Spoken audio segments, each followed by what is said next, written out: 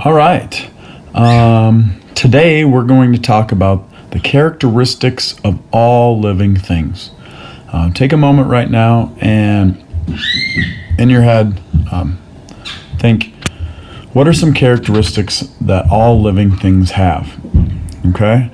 Now you're probably thinking of just animals, but it's animals, it's plants, fungi, protists, bacteria.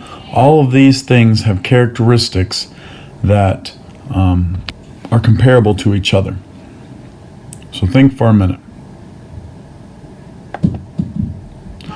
So, what I'd like you to do at the top of a brand new piece of notebook paper, or start a new page in your notebook, I want you to write down all living things, and then a colon, and then we're going to list some. First one, all living things are made of cells. Makes sense? It's something you've been learning since you were, second, third grade, whenever you guys start talking about cells or talking about science.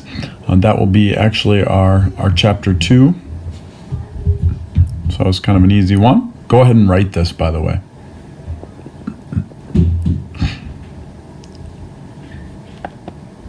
The second one, all living things move. Write that down, please. Just say number 2 and say move. Now, it's pretty obvious that I'm moving around right now. Okay, you see me walking in the hallway. I'm moving. You see your dog walking, whatever. It's moving. But there are other living things that move maybe a little more subtly. For example, plants move. They're going to move towards the light. They're going to grow. Maybe you've seen like a time lapse of a plant moving or growing, and it's kind of cool to watch. Bacteria moves. All living things move in some way. All living things respond to a stimuli. So just say number 3 and say respond to stimuli.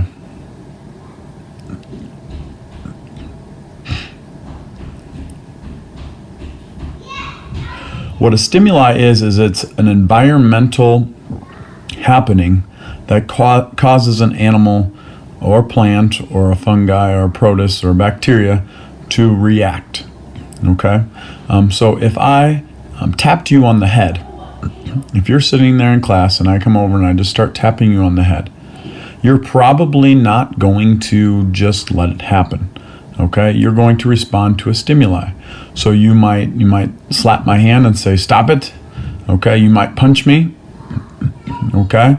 You may think it's funny and you just laugh, but you're responding to a stimuli. All living things need to do that in order to survive. Okay? So if you think of the rabbit in your backyard, if your dog comes and runs up to that rabbit is probably going to what? Yes, he's going to run away. Okay, the rabbit's not just going to stand there and let the dog walk up to it, because if it does, it's probably going to get eaten or killed. So you need to respond to a stimuli in order to survive.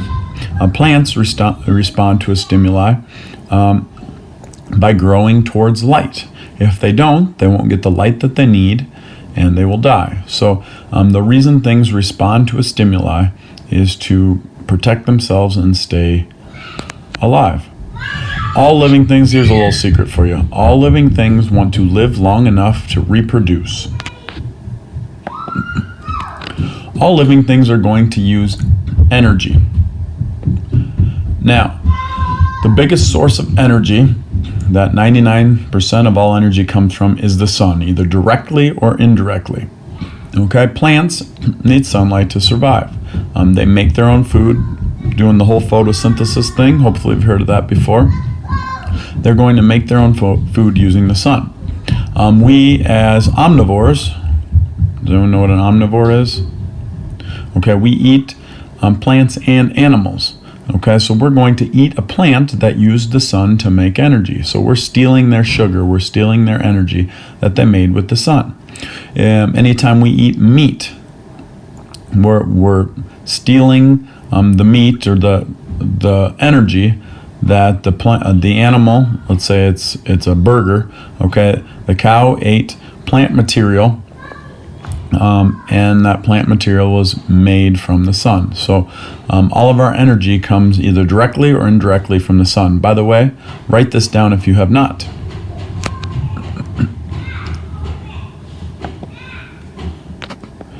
All living things, go ahead and write this down, adapt when their environment changes. All living things adapt when their environment changes.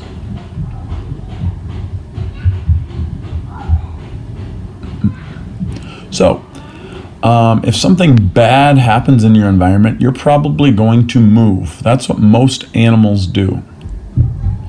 Okay? For example, a lot of things go on migrations throughout the year. This elephant in the picture here, in Africa, most of Africa has two seasons, kind of a rainy season and a dry season.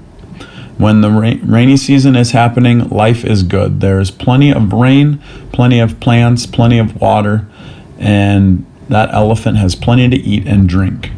But after the rains stop, the food is going to be eaten. It's going to start drying up, all the plants. All of the ponds that it used to drink from will dry up and become mud and eventually dirt. So that elephant is not just going to stay in the same space and say, oh, geez, I guess we're out of food, I'm going to die. No, it's going to move. Hey, let's move to find food, find water. Lots of animals do that. Around here, geese migrate in the winter. They don't do it just because it's cold. Okay, the main thing reason they do it is because we get lots of snow and it covers up their food. So a lot of birds will migrate because they're out of food. So they're going to adapt to their environment, because if they don't, they're going to die. And remember, all living things want to live long enough to reproduce. All living things reproduce. Go ahead and write this down. Number 6, reproduce.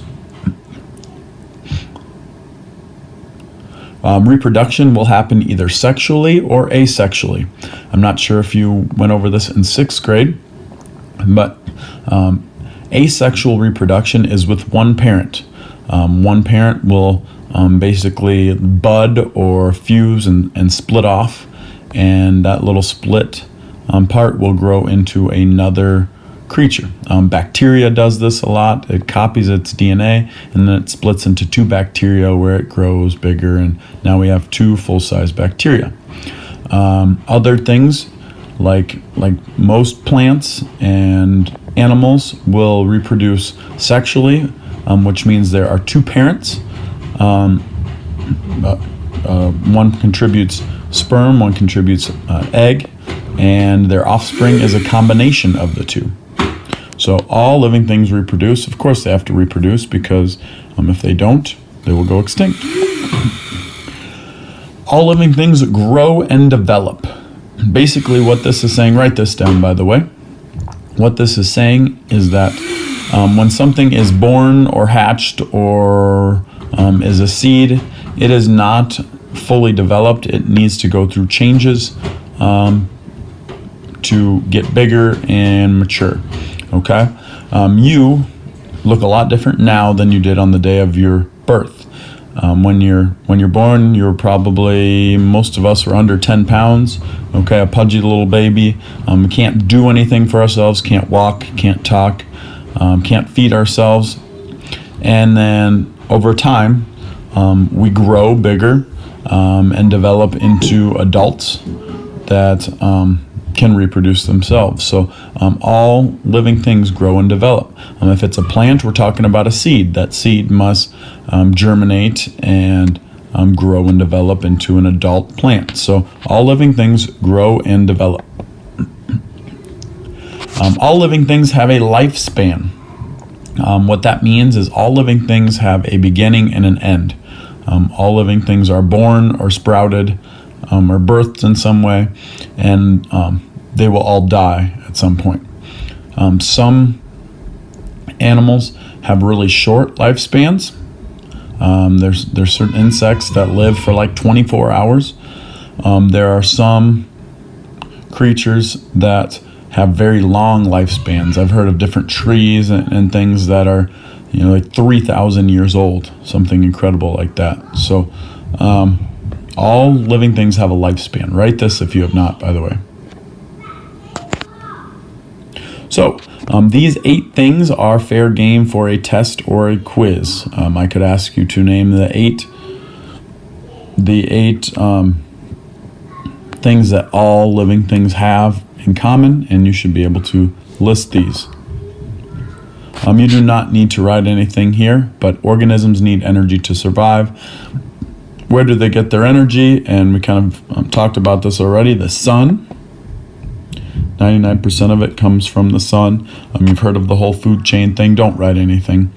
But the sun gives food to plants, which gives food to animals. So we are all getting our sugar directly from the sun. Plants make it, and animals steal it from plants.